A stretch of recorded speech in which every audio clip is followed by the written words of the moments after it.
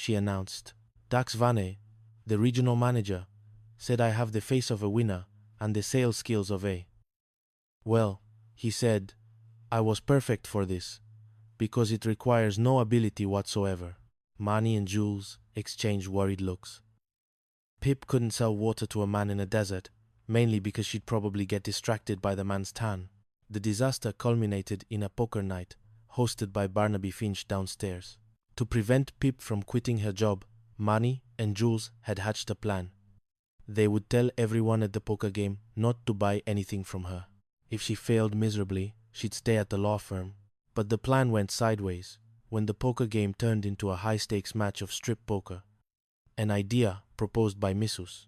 Serena Vesper, the building's resident femme fatale, who had been trying to lure Jules into her apartment for a light bulb change for months.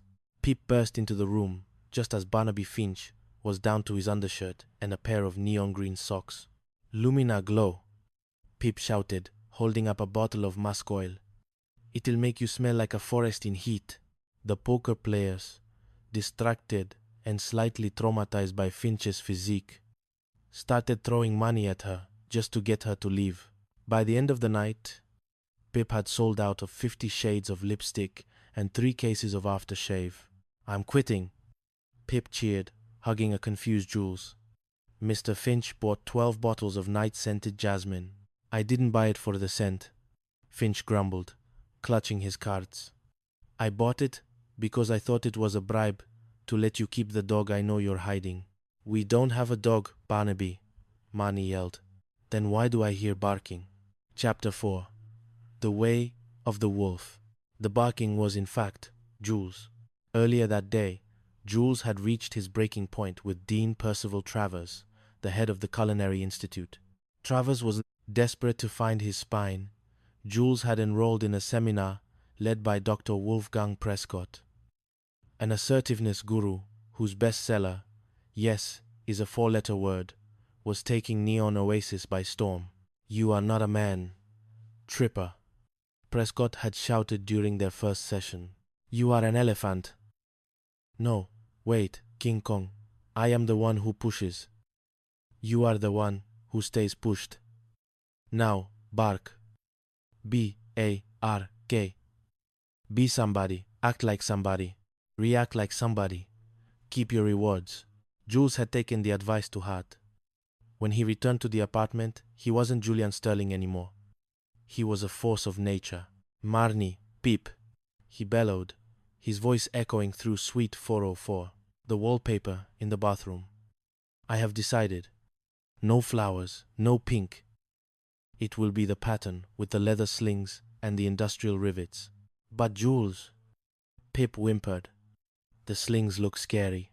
I am the elephant, Jules roared, then proceeded to bark at the toaster. The transformation reached its peak when Dean Travers called. Jules picked up the phone and, instead of his usual stuttering compliance, he let out a guttural howl.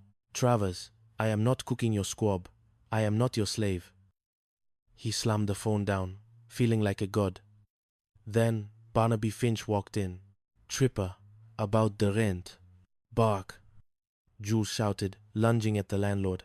Finch froze, stared at Jules for a long beat, and then slowly began to back away. I see. It's a full moon. I'll come back when the transformation is complete. Eventually, the adrenaline wore off. Jules realized that, while being an alpha wolf was empowering, it was also exhausting, especially since he'd accidentally insulted the man who controlled his graduation. Chapter 5. The Paradise Towers Illusion. The final act of their Opal Heights saga began with a man named Barnaby Wormold. He was a silver-haired gentleman who choked on a piece of squab at the restaurant where Jules worked part-time. Jules had performed the Heimlich maneuver, saving the man's life. In gratitude, Wormold offered the roommates a deal of a lifetime. A rent-free year in the penthouse of Paradise Towers, a luxury high-rise with a view of the ocean, and a 24-hour doorman. We're moving, Pip screamed, already packing her Lumina glow cases. Goodbye, Opal Heights. Goodbye, drafty windows. They invited Wormold over for a thank-you dinner. Jules went all out, crème brûlée, duck à l'orange, and the finest wine their credit cards could buy. As they sat around the table, dreaming of marble floors and ocean breezes, Marnie noticed something. "Mr. Wormold, didn't I see you on the news? Something about a dining dodger?" Wormold stopped mid-bite, his spoon hovering over the crème brûlée. "I prefer the term gastronomic free agent. And as for Paradise Towers, well, it's a state of mind, really. It doesn't exist in the physical realm, but the dinner was magnificent." He then proceeded to choke again, hoping to avoid the conversation, but Jules just handed him a glass of water and pointed to the door. "Get out," Jules said, his inner alpha, Wolf, making a brief, tired appearance. "Wait." Finch burst in, looking ecstatic. "I quit. I'm the new manager of Paradise Towers. A man in a cab offered me the job after I saved him from a fall." The roommates looked at the empty hallway, then at each other. They weren't moving. Finch wasn't quitting, and Opal Heights was still standing. Chapter 6: The Summit of Sorrows. The season ended with a trip to the mountains. Dax Vane, the sleazy manager from the Lumina Glow incident, had invited Jules to his chalet in the Redwoods. Dax, ever the manipulator, had also invited a beautiful, aspiring actress named Laura, telling her that Jules was a famous Hollywood director who was looking for fresh talent for a soap commercial. The chalet turned out to be a collapsing shack with one hammock and a pervasive smell of damp pine. "Jack Tripper, the director," Laura purred, cornering a sleep-deprived Jules in the shack. "I'll do anything for a part. Can I use you? Please, use me. I'm a chef, Laura," Jules yelled, trying to untangle himself from a hammock. "The only thing I can direct is a hollandaise sauce." Whoa. The trip ended in typical Opal Heights fashion. Dax's lies were exposed. Laura left in a huff, and the entire group, Jules, Marnie, Pip, Finch, and even the predatory Serena Vesper, found themselves huddled together in a single tent during a thunderstorm. "Jules?" Pip whispered in the dark. "What, Pip?" "I think I sat in something." "Is it a snake?" "No. It's itchy." The next morning, they arrived back at Opal Heights, red-faced and miserable. "Poison oak?" Marnie asked, helping him through the door. "Poison oak," Jules confirmed, collapsing onto the sofa. Barnaby Finch appeared at the door, wearing a safari suit that looked like it was made of recycled curtains. "Aha! I knew it! A Roman orgy in the woods! Look at those marks of passion." "It's a rash, Barnaby," Jules screamed. "Just a rash." As Jules scratched his arms, and Pip tried to soothe him with Lumina Glow face cream, Marnie looked around their chaotic, cramped, and ridiculous apartment. "You know," Marnie said, smiling despite the madness, "I wouldn't trade Suite 404 for a real Paradise Towers." "Me neither," Pip said, accidentally smearing cream in Jules's eye. "Bark," Jules shouted, and in neon oasis, the sun set over Opal Heights, where the kisses were hers and his, and the misunderstandings were forever. The Azure Heights Chronicles. A Trio in Turmoil. Chapter 1. The Curtain Call of Misunderstanding. The morning sun over San Celeste was far too bright for Julian Jules Vane's liking.